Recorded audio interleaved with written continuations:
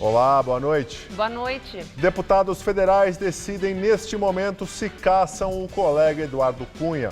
São necessários 257 votos favoráveis. Ministra Carmen Lúcia assume presidência do Supremo e quer melhorar a imagem do Judiciário. Marcos Valério depõe ao juiz Sérgio Moro e confirma a ligação entre empréstimo milionário fraudulento e o caso Celso Daniel. Você acompanha essas e outras notícias após o intervalo. Até já. O que me motiva é querer ser um atleta melhor, querer ser melhor a cada competição, querer ser melhor a cada treino. Eu não devo colocar limite na minha vida. Cara, você é capaz. Depende de você, a força está dentro de cada um de nós.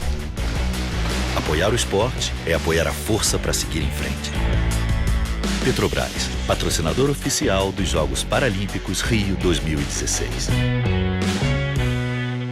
Vou representar o Jabaquara e a Zona Sul. Mais investimento na saúde, educação e valorização dos professores. Quer ser feliz? Vote José Luiz, 55055. Minhas prioridades são atender aos idosos e as pessoas com necessidades especiais e implantar escolas e hospitais nos imóveis abandonados. Juliana Regina, 55355. O futuro de São Paulo depende do seu voto. Vote 15, na coligação PMDB-PSD. Quem tem paixão por comunicação sabe muito bem qual faculdade escolher. Aquela que prioriza a formação ética e humanística, sem deixar de lado vivência e experiência. Porque não basta estar preparado para o mercado. É preciso estar pronto para a vida. Se você quer se formar e transformar o mundo, faça Casper Libero. Vestibular 2017. Inscrições abertas. Faculdade Casper Libero. Paixão por comunicação. O que os outros prometem, Haddad já faz. Você acredita que tem candidato dizendo que vai criar um serviço de saúde móvel para fazer o atendimento nos bairros da cidade? Mas esse serviço já existe há 3 anos. É o Hora Certa Móvel.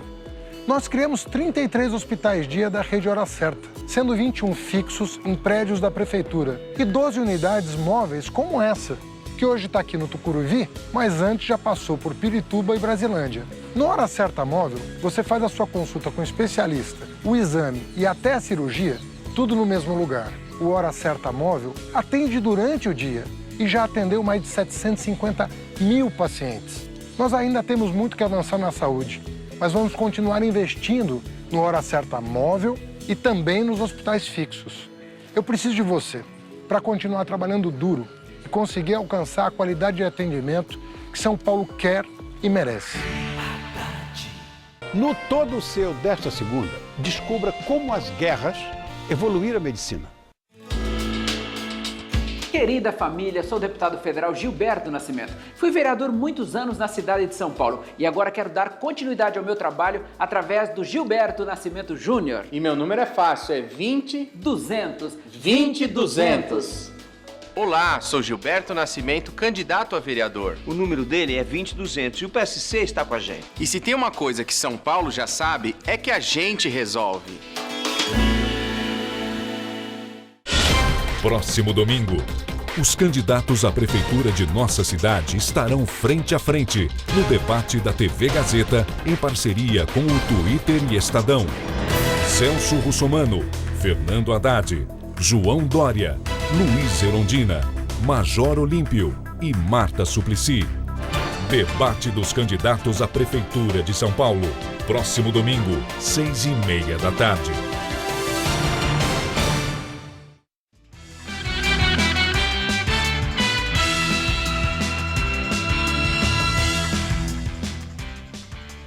Neste momento acontece na Câmara Federal em Brasília a sessão que vai votar a cassação do deputado afastado Eduardo Cunha. O próprio Cunha fez agora há pouco a defesa dele no plenário da casa. Voltou a dizer que nunca movimentou conta na Suíça e não mentiu à CPI e atacou o PT. Disse que será cassado de qualquer jeito e que o processo é o preço que está pagando para o Brasil se ver livre do PT. Mais cedo, Rodrigo Maia, presidente da Câmara, abriu a sessão às 7h em ponto, mas adiou por 1 hora por falta de quórum. Os trabalhos foram retomados às 8h25. Para que Cunha tenha um mandato cassado, são necessários 257 votos favoráveis. Agora ocorre o processo de discussão com os deputados inscritos. Neste momento, quem fala é a deputada Alice Braga. E essa sessão deve avançar a Alice Portugal. Quem fala agora é a deputada Alice Portugal e essa sessão ainda deve avançar durante a madrugada. E durante depoimento ao juiz federal Sérgio Moro, o empresário Marcos Valério confirmou chantagem no caso do ex-prefeito de Santo André, Celso Daniel. Marcos Valério foi condenado pelo Supremo Tribunal Federal a 38 anos de prisão por ser o operador financeiro do mensalão petista. Segundo ele, houve suborno para comprar o silêncio do empresário Ronan Maria Pinto, que ameaçava envolver o ex-presidente Lula no assassinato. Segundo Marcos Valério, em 2004 ele foi procurado pelo ex-secretário do PT, Silvio Pereira, porque o ex-presidente Lula estava sendo ameaçado. Aí ele falou, o negócio é o seguinte, nós estamos com um problema, o presidente está com um problema muito sério, está sendo chantageado por uma pessoa e essa pessoa está exigindo um recurso no valor de 6 milhões de reais. Eu nem imaginava quem era o sujeito. Era um tal senhor Ronan Maria Pinto. Eu não liguei os fatos, porque eu não acompanhava nessa época, esse assunto para mim era desconhecido. Ele falou, olha, tem que passar esse dinheiro para a empresa dele, que é uma empresa de ônibus. Aí eu chamei o seu Silvio e falei assim, senhor, o senhor é maluco, eu não vou fazer. E aí não soube mais da operação. Eu não ia transferir, não soube mais. O publicitário disse que um empréstimo concedido pelo Banco Chain ao empresário José Carlos Bonlai em 2004 tinha como finalidade pagar uma extorsão e afirmou que o ministro José Dirceu, o presidente Lula e Gilberto Carvalho estavam sendo chantageados. E eu vou revelar um assunto aqui para o senhor, tá? Para o senhor saber realmente agora como é que eu fiquei sabendo desse assunto. O PT tem a mania de montar comitê de crise. E durante o processo no mensalão, eles montavam um comitê de crise, e esse comitê de crise era toda segunda-feira dentro do Palácio. E nesse comitê de crise, no meu primeiro depoimento, apareceu uma pessoa que eu nunca vi, chama-se Paulo Okamoto. Ok? Ele se apresentou e eu nunca tinha o visto. Esse Paulo Okamoto é que ficou me pagiando o tempo todo. E eu tenho testemunhas, eu encontrei com ele, não foi uma vez não, N vezes. E numa dessas N conversas, eu fiquei sabendo que o senhor José Carlos Bonlai tinha feito um empréstimo e que eles tinham pago um empréstimo com o financiamento lá da sonda. A ministra Carmen Lúcia tomou posse como presidente do Supremo Tribunal Federal. Em 10 anos, essa é a segunda vez que uma mulher assume o comando do STF. A primeira foi a ministra aposentada Ellen Grace, que assumiu a corte em 2006. Os ex-presidentes Lula e Sarney participaram da cerimônia. Caetano Veloso foi convidado e cantou o hino nacional. A sessão foi aberta pelo atual presidente do STF, Ricardo Lewandowski, e contou com a presença do presidente Michel Temer e dos presidentes da Câmara e do Senado. O ministro Dias Toffoli, que vai ser o vice no STF, também tomou posse hoje. O discurso de boas-vindas à ministra Carmen Lúcia foi feito pelo ministro Celso de Mello, que defendeu a igualdade de gêneros e enalteceu o papel das mulheres na história do tribunal.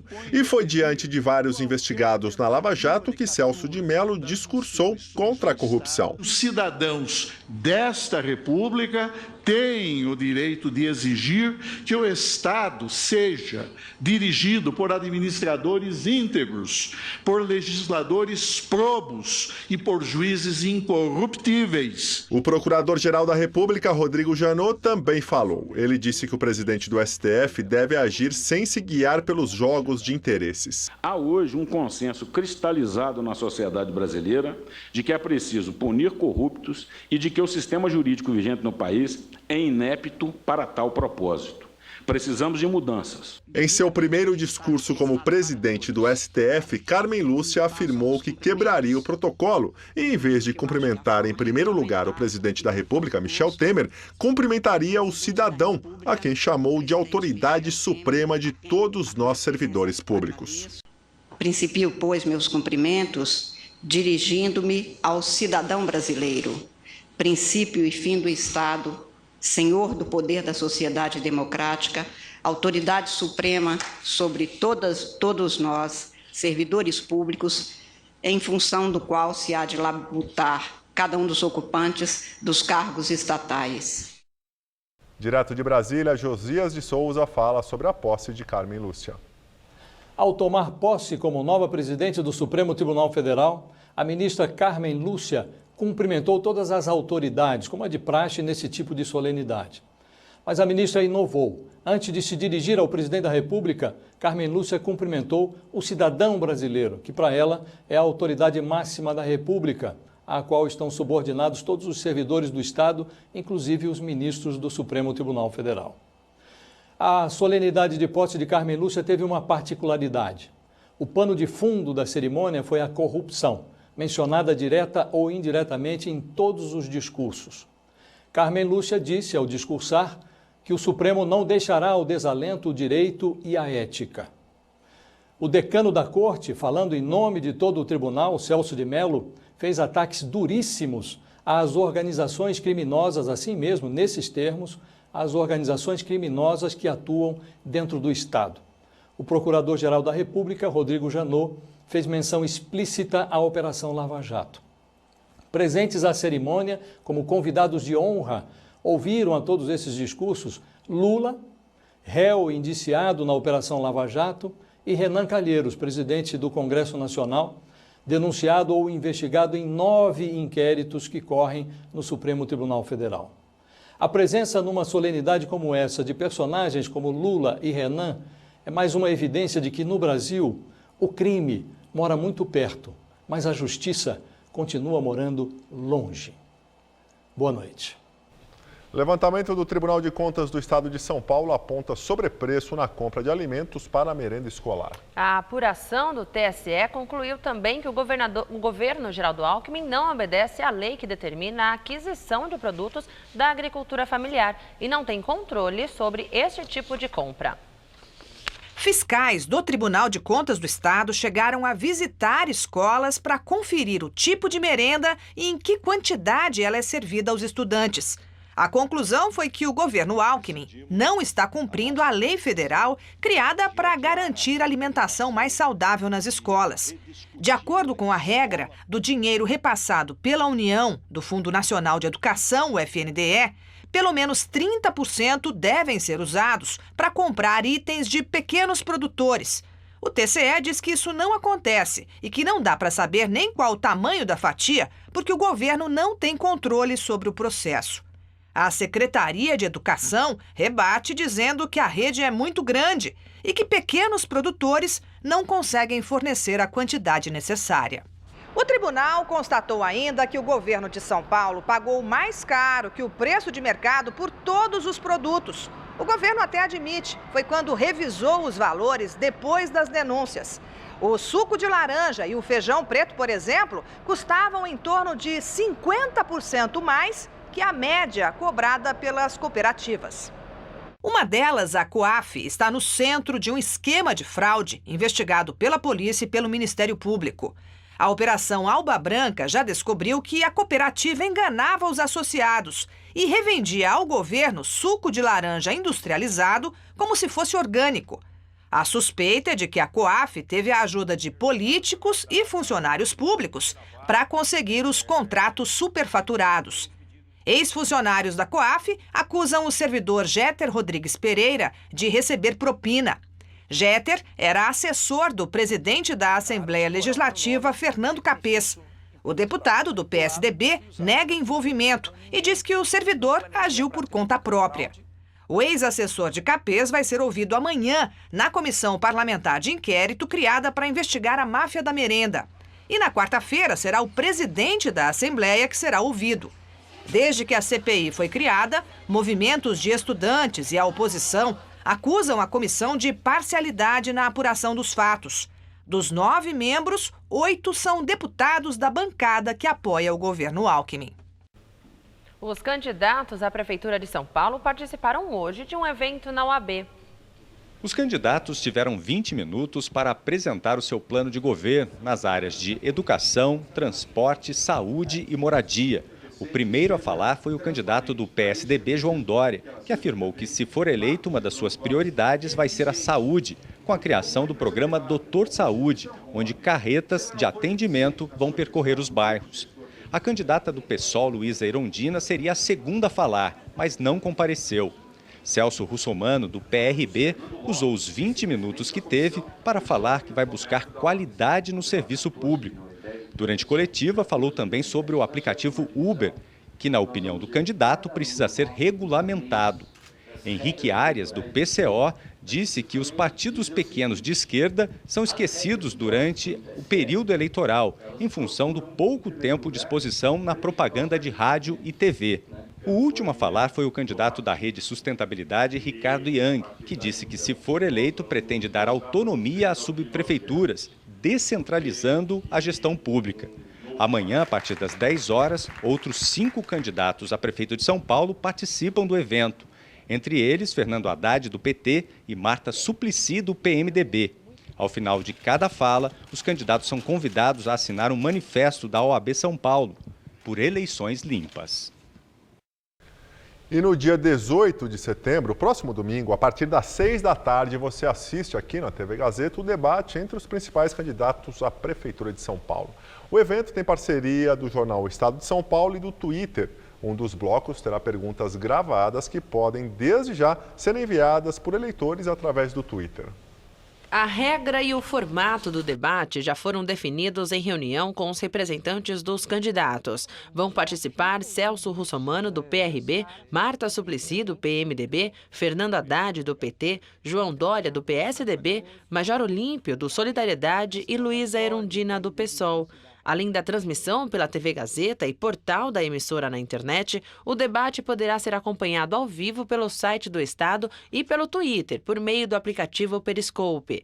Mediado pela jornalista Maria Lídia Flandoli, terá perguntas feitas por jornalistas do Estado e da TV Gazeta, além das perguntas gravadas enviadas pelo Twitter.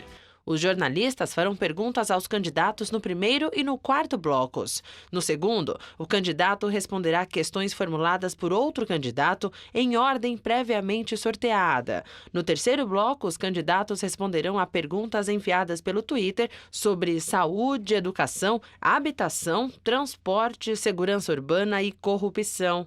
O debate será realizado no Teatro da Fundação Casper Libero e contará com plateia. São 320 lugares que serão ocupados por convidados, assessores dos candidatos e dos partidos. Na Câmara, em Brasília, continua a discussão entre os deputados sobre a votação da cassação do deputado afastado Eduardo Cunha, do PMDB. Cada parlamentar tem 5 minutos. Há pelo menos 40 inscritos para falar. E nós ficamos por aqui. A edição de hoje pode ser vista no site do Jornal da Gazeta. Boa noite e até amanhã. Tchau, Tássia. Até amanhã. Muito obrigado pela companhia. Tenha uma ótima semana, uma boa noite e fique agora com o Ronivon no Todo Seu. Até amanhã.